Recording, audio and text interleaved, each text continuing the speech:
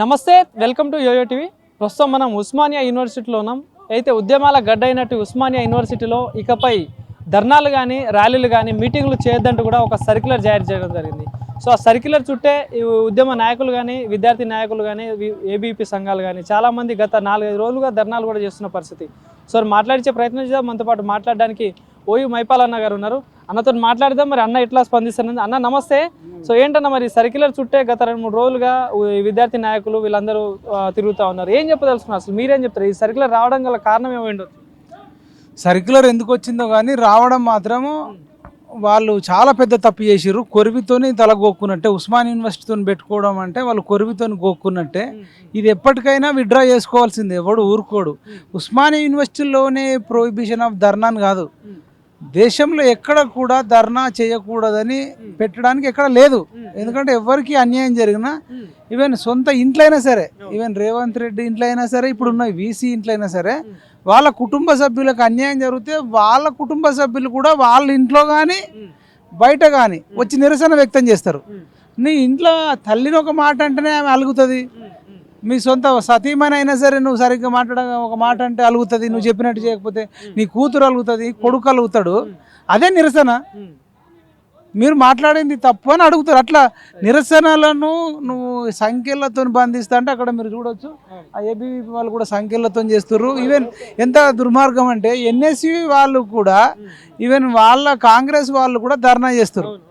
కాబట్టి ఇది వెంటనే విత్డ్రా చేసుకోకపోతే చిన్ని పిల్ల చేష్టలు, అరిచేతిని అడ్డం పెట్టి సూర్యుడిని ఆపలేరు. మీరు ఈ పనికి మాలిన సరుకులు తీసుకొచ్చి ఏది ఆపలేరు. నువ్వు కడుపులో రగులుతున్న జ్వాలను ఎట్లా మారుస్తావు? నువ్వు వాళ్ళ మంచి పరిపాలన చేస్తే వాళ్ళే చేయరు కదా. కానీ ఒక 100 సంవత్సరాల చరిత్ర ఉన్న ఉస్మానియా యూనివర్సిటీలో అనేక ఉద్యమాలు చూసాము. తెలంగాణ ఉద్యమం కానీ, వందే మాతరం ఉద్యమం కానీ, ఇట్లా చాలా ఉద్యమాలు చూసాం. కానీ అట్లాంటి ఉద్యమాలని ఇట్లా సర్క్యులర్తో ఆపేస్తుందంటే ఎట్లా చూడొచ్చు అన్న?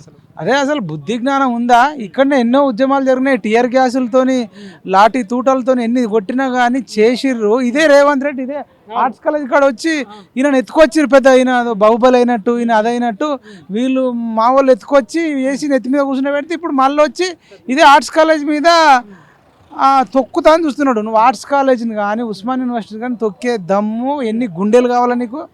నువ్వెవరు అసలు? ఆఫ్టర్ ఆల్ ఒక లెటర్ వస్తే సోనియా గాంధీ నుంచి డిస్మిస్ ఫ్రమ్ సీఎం అంటే ఖతం అయిపోయి నీ జూబ్లీహిల్స్లో పెద్దమ్మ గుడి కూడా నువ్వు మళ్ళీ వేరే పని చేసుకుంటావు. అసలు సోనియా గాంధీ ఇప్పుడు ఇందిరమ్మ పాలన అన్నారు, ప్రజాపాలన అందిస్తున్నాం, కంచెలు బద్దలు కొట్టినాం, 10 ఏళ్ల నిరంకుశ పాలనకు నిర్మూలన చేసినాం, ఈ ప్రజాపాలనలో స్వేచ్ఛ ఇచ్చేసినాం, ఫ్రీడమ్ ఇచ్చేసినాం అని చెప్పేసి రేవంత్ రెడ్డి మాట్లాడిన మాటలు మనం చూసా. మీరు కూడా చాలా మాధ్యమాలలో మాట్లాడారు. సో మరి ఏంది మరి ఇవన్నీ చూస్తుంటే అవన్నీ నిజమే? అదే చెప్పేది ఒకటి, చేసేది ఒకటి. మాటలు కోటలు దాటుతున్నాయి, చేతులు గడప దాడట్లేదు. ఇందిరమ్మ పార్టీలో కూడా పాలన ఉన్నప్పుడు 2 రకాలు ఉండేవి. కొంత మంచి జరగవచ్చు, కొంత ఎమర్జెన్సీ ఉండే. అంటే ఈయన కూడా ఇందిరమ్మ ఎమర్జెన్సీని ఎగ్జాంపుల్గా తీసుకుంటుండా? అసలు నీ తాటాకు చెప్పులకు ఎవడైనా భయపడతాడా?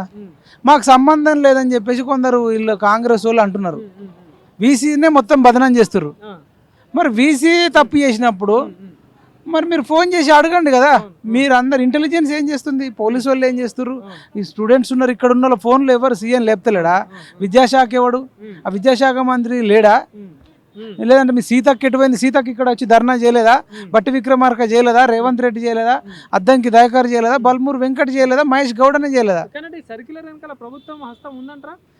ఒకవేళ లేదనుకుందాం, లేకపోతే ఇంకేం చేస్తారు? మరి యాక్షన్ తీసుకోవాలి కదా. లేదనుకుందాం ఒక నిమిషం. లేకపోతే మరి మీరు చెవులు వినబడతలేవా? చెవులు దొబ్బినాయా? కళ్ళు కనబడతలేవా? కళ్ళు పోయినాయా? నోరు లేదా? మరి ఏమైంది? నెగ్లిజెన్సా? కేర్లెసా? ఏదో ఎట్లయినా తప్పే కదా. వాళ్ళు చేసిన తప్పే. 4 రోజుల నుంచి జరుగుతున్న నిమ్మకు నీరెత్తనట్టు ఉండడం కూడా తప్పే. నువ్వు రూలర్ కదా, నువ్వు అపోజిషన్ కూడా కాదు. ఇట్లా చూడొచ్చు అన్న. మరి ఇప్పటిదాకా విద్యాశాఖ మంత్రి లేని పరిస్థితి. విద్యాశాఖ ఎందుకు లేదంటే వేరే వాళ్ళకి చేస్తే చిన్న భిన్నం అయిపోతుంది అని చెప్పేసి నా దగ్గర ఉంచుకున్నా అని చెప్పేసి రేవంత్ రెడ్డి మాట్లాడుతున్న పరిస్థితి. సో మరి ఈయన చేతిలో ఉన్న విద్యాశాఖ పరిస్థితి ఎట్లా ఉంది మరి? అసలు ఎట్లా మరి చిన్న భిన్నం అయితే అనుకుంటే విద్యాశాఖను ఎందుకు? అన్ని శాఖలు ఉంచుకో. నీటిపారుదల ఉంచుకో, రెవెన్యూ ఉంచుకో, సినిమాటోగ్రఫీ ఉంచుకో, గిరిజన శాఖ ఉంచుకో, మున్సిపల్ ఉంచుకో, అన్ని ఉంచుకో. మరి అవి గాంధీ ఇది ఎట్లయితుంది? నువ్వు పెద్ద అసలు ఏమనుకుంటున్నావు? నీకు ముఖ్యమంత్రి అనేది ఒకటి ఎక్కువ. అది చేయడానికి టైం సరిపోదు. మళ్ళీ విద్యాశాఖ మంత్రి, మున్సిపల్ శాఖ మంత్రి, ఎస్సీ శాఖ మంత్రి, ఎస్టీ శాఖ ఉన్న మంత్రుల శాఖలన్నీ ఆగడి పడ్డట్టు చేస్తున్నాడు అన్నట్టు. ఇది న్యాయం చేస్తేలే కదా. సరే నువ్వు ఉంచుకున్న న్యాయం ఏడే చేసినావు. సో ఇంకోటి చూసుకోవచ్చు ఇప్పుడు హెచ్సియు యూనివర్సిటీ సంబంధించిన అది భూములు కూడా వేలమేస్తున్నట్టు ఈరోజు బీజేపీ నాయకులు అసెంబ్లీ ముట్టడి కూడా చేసిళ్ళు. సో ఏం చెప్తారన్న దీనిపై ఎట్లా స్పందిస్తారు? అదే ఈ పరిపాలకులు భూములు అమ్మడానికి మీరు పరిపాలనకు వచ్చింది, మరి మీ సొంత భూములు 1 ఎకరం అమ్మరు ఎందుకు? అంతకు ముందోడు వాడిది 1 ఎకరం అమ్మలే. అదే నీ సొంత ఈ రాజకీయ నాయకులు వాడి స్వార్థ ప్రయోజనాల కోసం తప్ప ఇప్పుడు వాళ్ళ సొంత భూములు ఎందుకు అమ్ముకుంటలేడు ఎవడు? అంటే ప్రజల భూములు ఎంతైనా అమ్మొచ్చు. గత పాలకుడు 1 ఎకరం అమ్ముకోలే 300 ఎకరాలు కొనుక్కున్నాడు. వాని బిడ్డ ఒక 100 ఎకరాలు కొనుక్కుంది, వాని కొడుకు ఒక 100 ఎకరాలు కొనుక్కున్నాడు, వాని అల్లుడు ఒక 100 ఎకరాలు, వాని మరదల కొడుకు ఒక 100 ఎకరాలు. మరి వాళ్ళ సొంతంగా ఒక్కటమ్మరు, ప్రభుత్వ భూములు మాత్రం అమ్ముతారు. ప్రజలకు సిగ్గుండాల. ఫస్ట్ ఈ రాజకీయ నాయకులు అందరూ వస్తే కట్టేసి కొడుకులారా మీరు ఎవడన్నా భూముల జోలికి పోతే ఎన్నికల తర్వాత తంతమని చెప్పి వీళ్ళు ప్రజలు ఎవడైతే ఎమ్మెల్యే అభ్యర్థులు ఉంటారో వాళ్ళందరినీ ఒక రూమ్ లేసి అప్పుడు సంతకాలు పెట్టించుకోవాలి. మేము పరిపాలనకు వచ్చినాక ఎక్కడ భూమి అమ్మితే మమ్మల్ని ఉరికిచి కొట్టరు అని వీళ్ళతోని సంతకాలు పెట్టించుకునే రోజులు రావాలి. సో ఏం చెప్తారన్న ఇంకో విషయం అయితే చూసుకుంటే రాష్ట్రంలో సీఎం రేవంత్ రెడ్డి ఒక ముఖ్యమంత్రి స్థాయిలో ఉండి కూడా భాషను మీరు చూస్తూ ఉన్నారు. సో మొన్న అసెంబ్లీలో కూడా గొట్టమని బట్టి చెప్పుకొని బట్టలు ఉప్పి కొడతామని చెప్పేసి ఇక నానా రకాలుగా మాట్లాడిండు. ఆయన ఏదో కొంచెం ఆవేదనకు గురై. సో ఏం చెప్తారు మరి ఏంది జర్నలిస్టులకు సంబంధించి కూడా మాట్లాడుతున్నారు, ఏం చెప్తారు దీని మీద మీరు ఎట్లా? అదే బట్టలు కూడా తీసి కొడతా అంటున్నావు కదా, కొట్ట అంటున్నాం కదా. నువ్వు తప్పు చేసినావు కొట్టమని అంటున్నావు. నువ్వు మాటలే ఉన్నాయి, నీతో కొట్టే 15 నెలల నుంచి చూస్తున్నాం. మాటలు తప్ప చేతలేడు ఉన్నాయి. అసలు కామెంట్లు పెట్టిపించింది, ఆ రైతుతో తిట్టించింది. మీరు రేవతిను ఇంకొక రిపోర్టర్ను అరెస్ట్ చేసారు. వాళ్ళ వెనకాల ఉన్నది కేటీఆరే, నీ పక్కకే ఉన్నాడు కదా.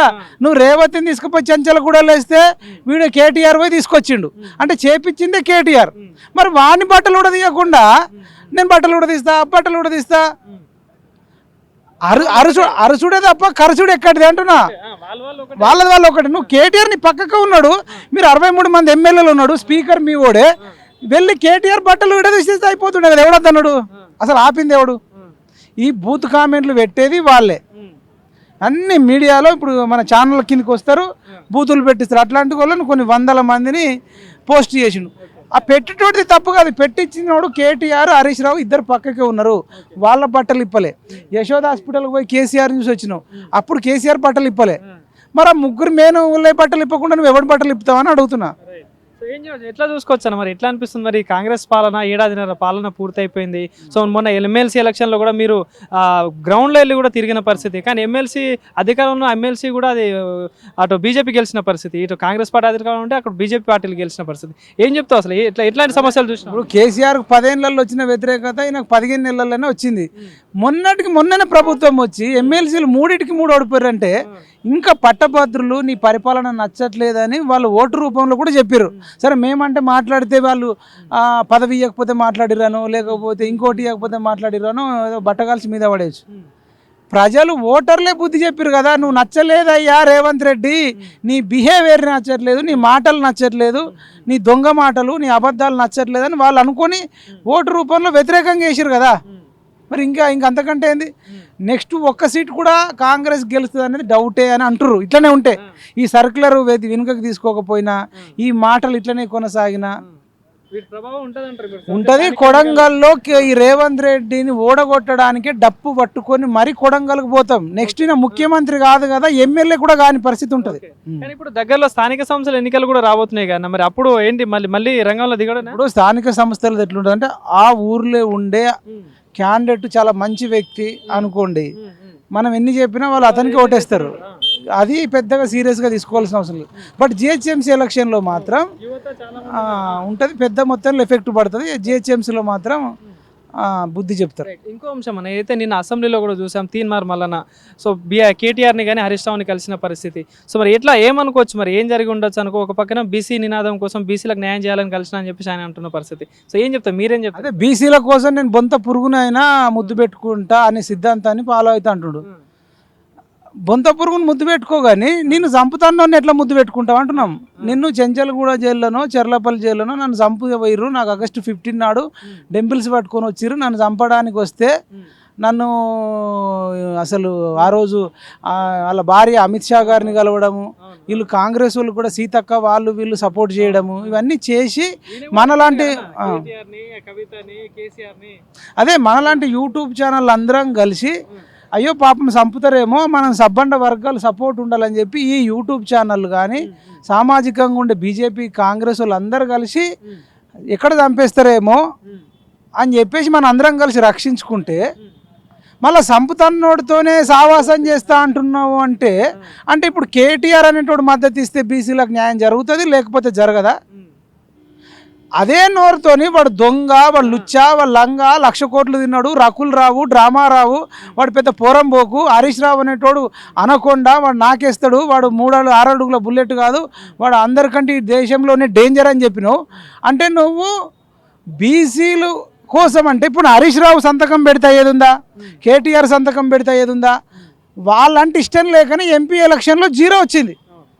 నువ్వు మళ్ళీ నేను వాళ్ళ సంఖ్యనే నాకుతంటే వాళ్ళ సంఖ్య నాకు వెళ్ళి అర్థం ఏమవుతుంది? వాడు ముఖ్యమంత్రి కాదు, ప్రధానమంత్రి కాదు, అసలు వాడు చెయ్యాలనుకున్నది చేస్తాడు. కానీ నువ్వేదో వినతి పత్రం ఇస్తే నువ్వు చెవిలో చెప్తే నీ మాటిని వాళ్ళు చేస్తారా? ఉందా? నీ ఉన్న క్రెడిబిలిటీ అంతా పోగొట్టుకోవడం తప్ప నువ్వు కుమ్మక్కైనవా, ఇంకోటి అయినవా, కాలేవా అవన్నీ పక్కన పెడితే వాళ్ళతో ఏం అవసరం? రేపు అంటే బీసీలతోనే నేను అని చెప్పి వాడితోనేమన్నా నువ్వు పొత్తు పెట్టుకుంటావా? మళ్ళా వాడు నేను అధికారంలోకి వస్తే నేను బీసీలకు ఇంత చేస్తా అంత చేస్తా అంటే బీసీల కోసమే వీడితో పొత్తు పెట్టుకుంటున్నా అని చెప్పి మళ్ళీ వాళ్ళతో పొత్తు పెట్టుకుంటావా? అంటే దొంగలతోనే నువ్వు సావాసం చేస్తా అంటున్నావు. అంటే బీసీల కోసం నువ్వు ఎంతకైనా తెగిస్తా అని అంటున్నావు. ఏం చెప్తారన్నారు ఫైనల్గా, ఓవరాల్గా? ఇప్పుడు ఏదైతే ఈ సర్క్యులర్ అంశం చూసుకున్నా కూడా ఈ 15 నెలల కాంగ్రెస్ పాలన మీద ఓవరాల్గా అటు మీరు ఇవ్వాల్సి ఫైనల్గా ఏం చెప్తారు? ఇప్పుడు అన్నీ చెప్తున్నాం కదా, పిల్ల చేష్టలు ఆల్రెడీ అంతే పోయే కాలం ముందుకు వచ్చింది. మొన్న ఏదో యూట్యూబర్ ఛానళ్ళు, నిరుద్యోగులు అందరు కలిసి ఆ కేసీఆర్ అనేటువంటి అరాచక పిశాచిని అదని అంతమొందించాలని వీళ్ళంతా కలిసి చేస్తే ఫ్రీగా వచ్చింది సీఎం. ఫ్రీగా వచ్చింది. ఎమ్మెల్యే కోడిపోయినోడు సీఎం అయిండు. కొడంగల్లో ఎమ్మెల్యే కోడిపోయినోడు. ఎమ్మెల్యే కూడా చీచి ఇతను వద్దు, ఇతను మంచోడు కాదని ఓడగొట్టిర్రు. అట్లాంటి వ్యక్తిని ఇలా సీఎం దాకా తీసుకొచ్చారంటే యూట్యూబ్ ఛానల్ నిరుద్యోగులు. ఇలా కొడంగల్ ప్రధాన పాత్ర పోయించి ఒక అపోజిషన్కు మీరు వేయాల్సిన పరిస్థితి వచ్చింది. బీజేపీ బీఆర్ఎస్ రెండు ఒకటే ఉన్నాయేమో అనేది సమాజంలో అందరూ మాట్లాడడం వల్ల ఆ క్రిస్టియన్లు కానీ, ముస్లింలు కానీ, ఎస్సీలు కానీ, ఎస్టీలు కానీ, బీసీలు కానీ, కొంతమంది ఓసీలు అందరూ కాంగ్రెస్కు ఓటేసి గెలిపిస్తే ఫ్రీగా వచ్చింది. ఇక అధికారాన్ని నిలబెట్టుకోవడం వల్లన్నా ఓడదన్నాక పోవడం వల్లన్నా దానికి అమెరికా ప్రెసిడెంట్ కూడా అంత ఫీల్ కాడు, అమెరికన్ ప్రెసిడెంట్ ట్రంప్ కూడా అంత ఫీల్ కాడు. ఆ రేంజ్లో ఫీల్ అవుతారు. పోయే కాలం వచ్చింది, ఏం చేస్తాం మరి. Thank you.